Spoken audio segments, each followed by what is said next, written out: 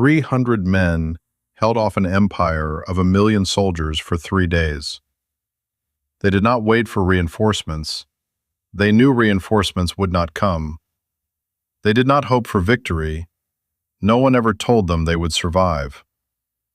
King Leonidas I of Sparta led them to the pass of Thermopylae with an unwritten order. Stall the Persians long enough for Greece to have time to prepare, then die. And they obeyed, to the last man. How could 300 warriors turn their deaths into the most powerful weapon in Western history? The world in those days. August, 480 BC. The Mediterranean summer poured fire down on the coast of central Greece. The air was thick, salty, and pungent with the smell of seaweed drying on hot rocks. The cicadas buzzed relentlessly in the olive groves. At the pass of Thermopylae, a name meaning hot gates, sulfur vapor rose from hot mineral springs, mingling with the sea breeze to create an unforgettable, overwhelming stench. The narrow pass between the mountain cliff and the sea, at its widest, was only just enough for 2 chariots to travel side by side. To the north, on the Aegean Sea, the horizon vanished, not because of fog, but because of warships. Over 1,200 Persian warships covered the water, white sails trailing one after another as far as the eye could see. And on land, dust. A massive dust cloud crawled along the coast of Thessaly, the sign of the largest army the ancient world had ever seen marching south. Greek farmers in roadside villages looked at that dust cloud and fled. They needed no explanation. The shadow of Xerxes had arrived before his army set foot there. The forces. The Achaemenid Persian Empire in 480 BC was the world's sole superpower. Its territory stretched from Egypt to India, from the Aral Sea to the Persian Gulf. 44% of the world's population lived under the rule of a single man. Xerxes I, King of Kings, had spent 4 years assembling the largest expeditionary army in ancient history. Herodotus, the first Western historian, recorded a figure of 1,700,000 infantrymen. Modern historians believe the actual number was between 100,000 and 300,000. But even taking the lowest estimate, it was an overwhelming force, dozens of times larger than any Greek army. Xerxes did not just bring soldiers. He brought a mobile civilization: blacksmiths, shipwrights, cooks, physicians, astrologers, scribes, and a logistics team sufficient to feed a small city every day. Xerxes' army drank small rivers dry as they marched past. He had a canal dug across the Athos Peninsula so his fleet would not have to sail around it, an engineering feat whose traces still remain today. This was not an invasion. This was a human deluge. Xerxes even brought his throne to sit on a hilltop and watch the battle. He believed, with good reason, that no force on earth could stop him. His father, Darius the Great, had failed at Marathon 10 years earlier. Xerxes came to wash away the disgrace, and he brought enough troops to wipe out Greece 10 times over. The defending side was a divided, bickering, and terrified Greece. The Greek city-states were not one nation. They were hundreds of independent microstates, constantly fighting each other and rarely agreeing on anything. When news of Xerxes' massive army spread, many city-states in northern Greece immediately surrendered, giving earth and water as demanded by Persia. Only 31 city-states decided to fight, and even among them, no one could agree on where to fight, when, and who would command. Leonidas. Leonidas I of Sparta, 60 years old, silver-haired, with a physique as solid as ironstone after 4 decades of relentless military training. He ascended to the throne late. Being the 3rd son, no one thought he would become king, but fate turned, and now he faced a decision no Spartan king wanted to confront. Leading his army outside the Peloponnese, leaving Sparta exposed, and fighting for city-states that Sparta generally despised. He knew that if Thermopylae fell, nothing would stop Xerxes from flooding into the south. Athens would burn, Corinth would burn, and then it would be Sparta's turn. He brought with him 300 Spartan warriors, only 300, while Sparta had thousands of elite hoplites. Why so few? The Carnea festival was underway. Religious laws forbade Sparta from deploying its full army during the festival. But Leonidas chose the 300 men based on a cold criterion. All of them already had grown sons. Their bloodlines had been preserved. They could die without leaving a void. Why this day matters. If Thermopylae fell too soon, Greece would not have time to assemble its navy at Salamis. Without Salamis, Persia controls the Aegean Sea. Unable to control the sea, Athens could not evacuate. And if Athens, the forming cradle of democracy, philosophy, and theater, were wiped out along with its entire population, Western history as we know it would never exist. No Socrates, no Plato, no Aristotle, no foundation for everything the West built afterwards. Thermopylae was not a battle. Thermopylae was the only lock on the door to civilization. Countdown. When Leonidas arrived at Thermopylae, he did not go alone. Alongside the 300 Spartans were about 7,000 warriors from other city-states, 700 Thespians, 400 Thebans, and thousands of troops from Phocis, Arcadia, Corinth, and Mycenae. A total of around 7,000 men, a formidable number if the opponent were not 100,000. But Leonidas understood what few did. At Thermopylae, numbers did not matter. The narrow pass between the cliff and the sea was only about 12 meters wide at its narrowest point, the so-called Middle Gate. Even if Xerxes had 10 million troops, he could only send a few dozen men into combat at a time. Thermopylae rendered numerical superiority meaningless. Leonidas had the ancient Phocian stone wall blocking the Middle Gate rebuilt. He stationed his troops behind the wall, taking turns fighting, and he waited. Xerxes arrived in late August, set up camp on the Trachis plain to the north, and sent a messenger. The pivotal moment. The Persian messenger brought a simple message: hand over your weapons and live. Herodotus recorded Leonidas's reply in 2 Greek words that history never forgot. Molon labe. Come and take them. But this was not blind arrogance. Leonidas had calculated coldly. He knew that every day holding back the Persians at Thermopylae was another day for the Greek navy to prepare at Artemisium and Salamis. He knew Xerxes' massive army consumed tons of food each day. Every day they were blocked meant thousands of mouths unfed. And he knew that if Persia had to use its most elite forces to seize a narrow path, they would bleed. Slowly, but surely. Xerxes waited for 4 days. 4 days he sat on his throne on the hilltop, looking down at the meager Greeks blocking the path and waiting for them to flee. They did not flee. On the 5th day, Xerxes ordered an attack, the point of no return. The moment he gave that order, Xerxes stepped into the trap Leonidas had set. Not a physical trap, but a psychological trap.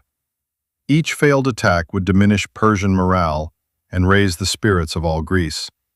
Every Persian corpse lying before the Phocian wall was proof that the gods were not on Xerxes' side, and blood began to flow. Wave 1. The Bronze Wall. Day 1.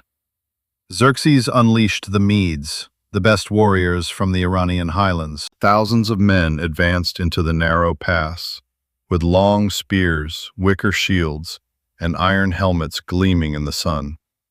They were confident. They had never lost. They struck the Spartan wall, and their world shattered. The Spartan phalanx, the classic hoplite formation, was the most sophisticated war machine ancient infantry had ever created.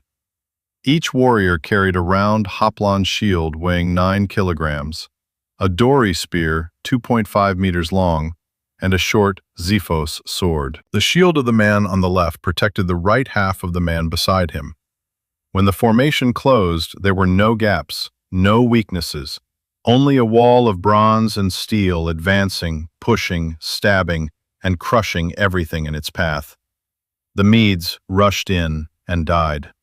The first wave, the second wave, the third wave. Herodotus wrote that Xerxes leapt from his throne 3 times watching his troops being pushed back. The narrow pass turned into a slaughterhouse. Blood stained the hot rocks red. Broken spears, shattered shields. But the Spartan wall stood still. Leonidas rotated his troops constantly, having hoplite units from other city-states take turns advancing to the front lines, keeping the Spartan soldiers continually rested. A simple yet devastatingly effective tactic. When one unit tired, another stepped up, fresh, spears sharp, and more Medes died. Wave 2. Immortals and the Traitor. Xerxes unleashed the Immortals, 10,000 of the Persian Empire's most elite warriors, an army named the Immortals because whenever a soldier fell, another immediately took his place, keeping their numbers constantly at 10,000. They were Xerxes' pride. Gold-embroidered robes, silver-tipped spears, perfect formation. They marched into the narrow pass, and Leonidas executed a maneuver the Persians had never seen. The Spartan army feigned retreat. Chaos, ranks broken. The Immortals shouted in victory, rushing after them, and at that very moment the Spartans turned back. Formation closed, spears lowered. The bronze wall slammed into the faces of the Immortals running in chaos, without formation, without shields, unprepared. The massacre began. Day 2. Xerxes threw in more troops. Scythians, Sakai, soldiers from Bactria, from India, from Ethiopia. Every people in his multi-ethnic empire was pushed into the narrow pass. Every people bled and was repelled. Diodorus Siculus recorded that by the end of the second day, Persian corpses were piled so high that the Greeks had to climb over them to continue fighting. Xerxes sat on his throne, silent. For the first time in his life, the King of Kings did not know what to do. The world's largest army was stopped dead by 7,000 men in a narrow ravine, and he had no way to break through. Ephialtes. Then a Greek named Ephialtes, a local farmer from Trachis, came to meet Xerxes in the night. He knew a secret mountain path over Mount Anopeia, leading behind the Greek defensive lines. He sold the information in exchange for gold. Ephialtes' name in modern Greek means nightmare. 2,500 years later, and the Greeks have still not forgiven him. Xerxes immediately dispatched 20,000 Immortals under General Hydarnes to climb the mountain in the night. They traversed the oak forest in the darkness, walking on a bed of decaying leaves, so thick it made no sound. By the dawn of the third day, they had crested the peak and were pouring down behind Leonidas's back. Wave 3. The final morning. Leonidas received the news at dawn. The Phocian troops guarding the trail had fled. Persian forces were sweeping in from behind. In a few hours he would be completely surrounded. He summoned a council of war and issued an order. All allies withdraw. Go home. Live. Only the Spartans stay. 700 Thespian soldiers refused to leave. They volunteered to die with Leonidas. 400 Theban soldiers also remained, though perhaps not entirely voluntarily. A total of about 1,400 men faced the entire Persian Empire from both sides. Why did Leonidas stay? Plutarch recounted that when his wife, Gorgo, queen of Sparta, asked him what she should do if he did not return, Leonidas replied, "Marry a good man, bear healthy children, and live an honorable life." He knew beforehand, from the very beginning. On the morning of the third day, Leonidas told his troops, "Eat a hearty breakfast, for tonight we dine in Hades." Then he led them charging out from the wall.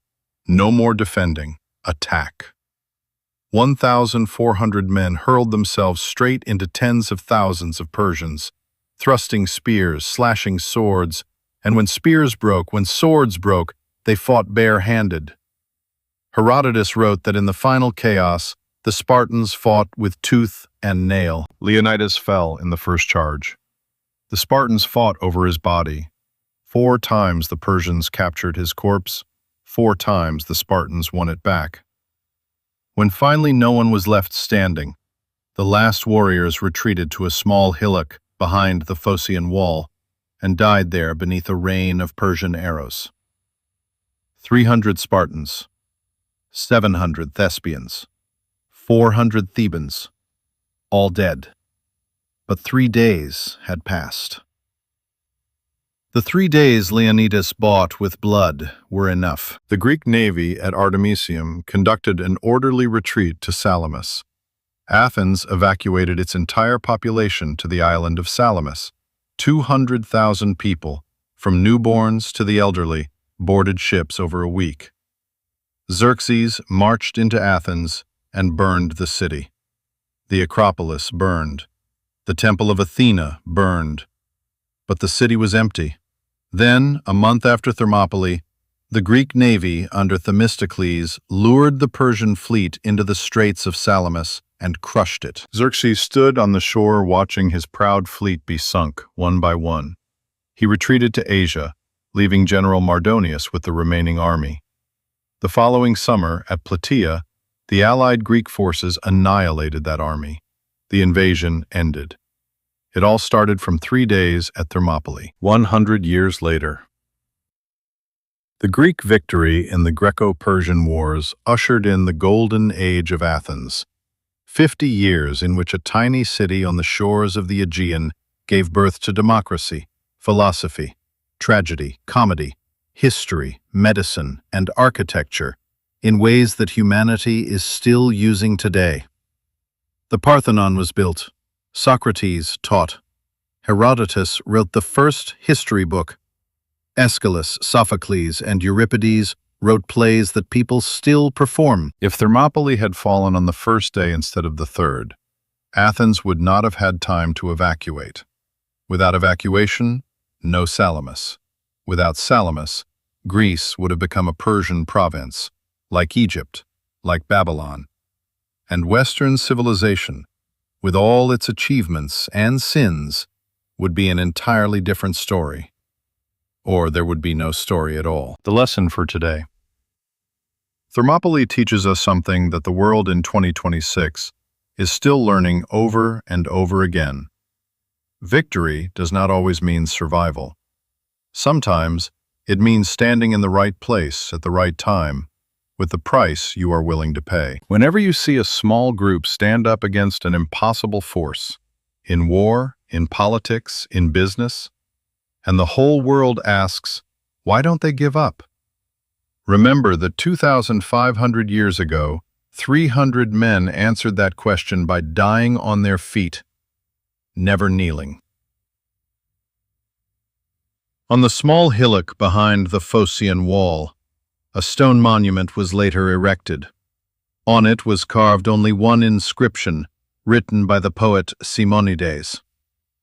O traveler, tell Sparta that we lie here, faithful to our oath. 2,500 years.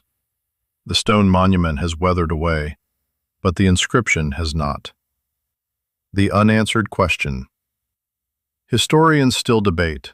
Did Leonidas truly believe he could win, or did he know from the start that this was a one-way trip? The answer perhaps lies in the criterion he used to choose the 300 warriors accompanying him. All of them already had grown sons. He did not choose the best men. He chose the men who could die without leaving a void. What that means, you decide for yourself. Next week, we will travel to Baghdad in 1258, the day 200,000 books were thrown into the Tigris River. The river water turned black with ink, and an entire civilization was erased in 2 weeks. The day Baghdad burned.